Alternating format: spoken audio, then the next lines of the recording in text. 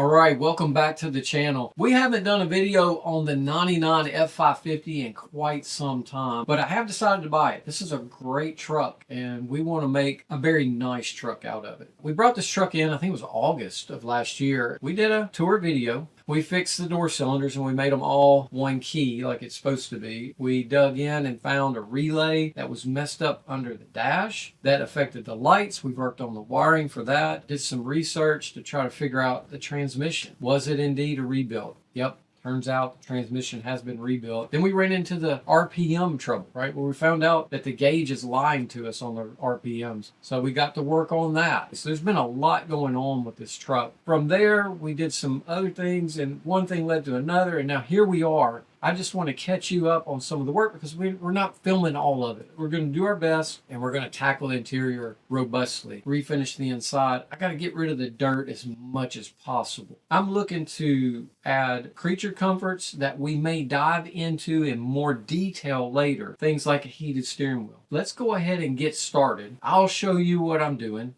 And please put down there in the comments any suggestions you have. Here we go. We're going to have a quick tour of the inside here just to give you an idea of what I am dealing with. In the back seat, put the door panels back there. There's the radio on the ground. There's a lot to clean up here. There's no headliner. Previous owner must have ripped it out. There's just little tags of it left. Okay, I think the first place to start on this vehicle is going to be with the steering wheel. So let's go ahead and take that off. This is not going to be an instructional video. Just want to kind of keep it moving along. I've turned the camera off and gone ahead and taken the seats out. Thought I'd show you what we're working with here. Wow. Lots of cleanup. We're going to go ahead and replace this carpet. Absolutely filthy. I mean, dang, this is nasty.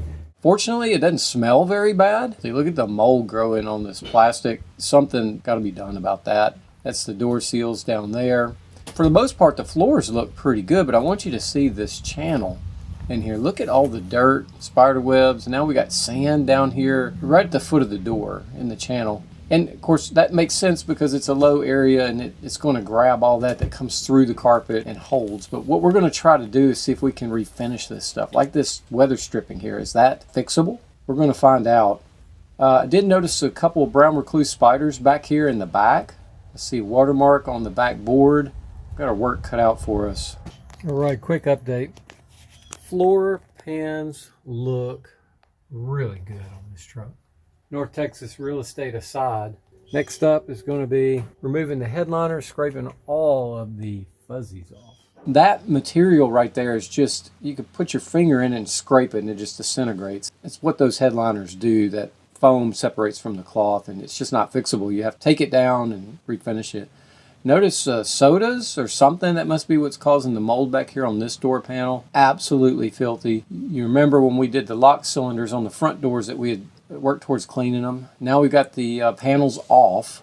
We got the headliner out. This is what it looks like, guys, without the headliner, without the dash. Now, this is the dash without the skin on it, and I want you to see how much dirt and dust. I've kind of looked at where this truck came from, and if you're looking at an aerial view of the United States and you start to see as you head west where it turns less green and more brown, that's about where this truck is from in North Texas. I went ahead and did a little night shot because sometimes it's warmer and humidity's a little rough, and so daytime's not always a great time to do this. So I brought in our detail light and I'm just going to do a little bit of vacuuming and show you what I'm doing to clean up this area. We've got to address this first in our interior rebuild. I do not want to drive this truck daily with all this dirt. It's not just a matter of being clean, it's a matter of not being able to get the truck clean because this stuff will continually be a harassment, and especially this ductwork.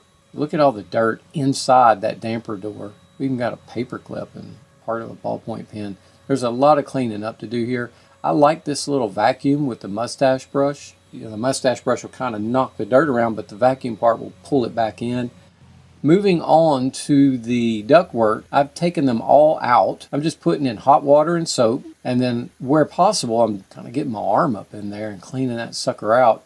And where not possible, like this piece, way too big for the sink, I'm just kind of going in there, right? And turning every one of them little vents. Why am I doing all this? When I turn on the defrost, I don't want a puff of dust, particularly somebody else's dirt and dust, right? And when we're done, it's not busted or anything. It should be just like new. So it takes a lot of intricate detail to get that dirt to move. It's clean the best we can clean it. You can see down in there now. See what I was working with on that toothbrush. Getting down between those slits, down in that vent, knocking it loose so that it can be washed out with water. Now, this is where we've opened up to the condensing coil. You can see how I've cleaned the ductwork that didn't come out of the truck. This is the base of the unit. I don't want to get into antifreeze and the coil there. I really just don't want to disassemble that stuff. So I tried to clean it in place. Cleaned up well. This would just be using spray and a brush, a toothbrush, anything I can do. Now I noticed there's a little bit caked up in some of those areas. The camera can see it and I can't, because you might have to think there's a windshield real close by here. I'm not going to be the purest Mr. Clean here. Okay, so we've got it put back together now. You can see the vents are in place. Now the insulation around each of the 4 defrost vents was disintegrated, and I have chosen this foam tape here, and unfortunately the glue on the foam is not very good. Just really don't recommend this product. I've got these clips holding it down until I put a dashboard in. Now this juncture where the vent comes together, this has the old foam in there, but what you don't see is some of that new foam tape inside the joint. So I worked hard to get a fine seal there, and I did that in the mid joint too, and you can kind of see the black foam in that joint. And hopefully now when we hit the AC or the heat, it's going to be like new. It should be like new. It should be clean air. Okay, moving on. What are we going to do about the ceiling? Well, I've taken this opportunity to grab a roll of the insulation we used in the shop. It comes from Houston, Texas. It's supposed to have an R17 factor. So what I've done is, in between each of these hard ribs, I've added this insulation, taped it up in place. It doesn't hinder any wiring. There are no holes in this area. For the cab lights, I did cut it out. The goal is to cut down on sound. It's not great for sound, but it will help. And it will also be an added layer of insulation for heat and cooling. Okay, moving on, I have a leak in the back of this cab. And I think I've found it. Now, I've just had some rain. Yep. There's one of them. That's a cab seam that looks like either from the factory has been leaking since it was built in '98, or it's just over time the little amount of seam sealer that was applied here has failed. Another leak is right here in the back glass. Looks like this glass was built as a sliding rear window. Can we talk? That just makes no sense to me. Who's going to slide that window open? It's a crew cab. If I'm driving it alone, I can't reach back there and open that sucker. Anyways, someone tried to eliminate it and it's still leaking. A third place where it's leaking are the cab vents. These are not sealed well. There may be a video coming on this one because the cab vents are not replaceable as far as we can tell. We can't put our hands on a new set that match this design. So we're going to have to rebuild these vents and seal them up. Well, I mentioned earlier about the door seals in the rear. Let's see if we can clean these suckers up. Man, they're dirty.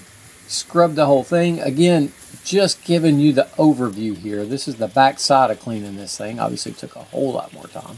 It looks like the back one's cleaned up really well. Now, it's not perfect. You'll notice right in here, we still have some stains and some things. But guys, I'm doing this well. I'm not doing it perfect. We did decide to discard door weather stripping for the driver's door and the front passenger door. So we're going to put new material in there, and it looks like we're going to be able to use the rear ones. I wanted to show you how well the floor is cleaned up in this channel. Obviously, we want to clean that up really good before we put new stuff down. Here's a good shot of the headliner. Laura did a great job refinishing the headliner. And Laura is also working now on the rear glass. We're just going to seal this thing up, guys. We don't really need a sliding window there. This channel was completely empty right here, allowing for the slide. She has filled it up with silicone, the inside and the outside. We've got some rain coming up in days ahead. We'll see how well that seals the window. And then, of course, we still got these vents back here to deal with. Here we go. We've got the new weather stripping installed on the front doors. There's the back door right there. And you know what? It cleaned up pretty good. There's a headliner coming together. We were a little short on the rear side, so Laura has cut a little notch in there at the bottom. If you're putting these things in, that's where you seam it up, is at the bottom. Here's the section of the cab that is missing the seam sealer. You see that little black strip right there. Now, what we put in there, everyday 3M strip caulk. That may not be our final solution. Okay, and there's some of that seam sealer that we put in on the cab on the passenger side. So it also had some trouble. Here's a shot of the windows. They're still trying to cure out. And when they do cure, they should be clear. The good news is we've had some rain since doing this, and that leak has stopped. I want to show you, this is the back doors. Now, we haven't cleaned these doors yet. They are filthy.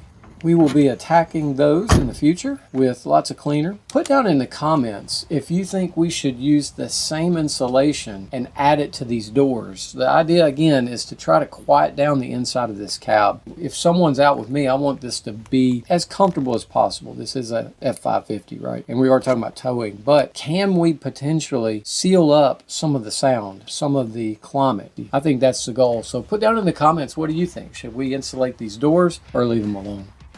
Hey, I want to thank you so much for watching all the way through the end. That tells me you're a fan, that you care about what happens with this Super Duty. Has anybody out there put a heated steering wheel in a first generation Super Duty? Because I can't find it. I think we may be one of the very first. It's doable. Got a plan. It looks like we're going to fix the power seat. There's some trouble there, so we're going to replace the power control. We're also going to convert the passenger seat to power. We're also going to add heated seat inserts. You're going to be able just to hit a button and heat both the bottom and the back of that seat. As soon as it gets cold, these fingers, they don't want to work. Everything hurts, so heat's important. And we're going to do some other things. So thank you so much for watching. I hope you have a wonderful day.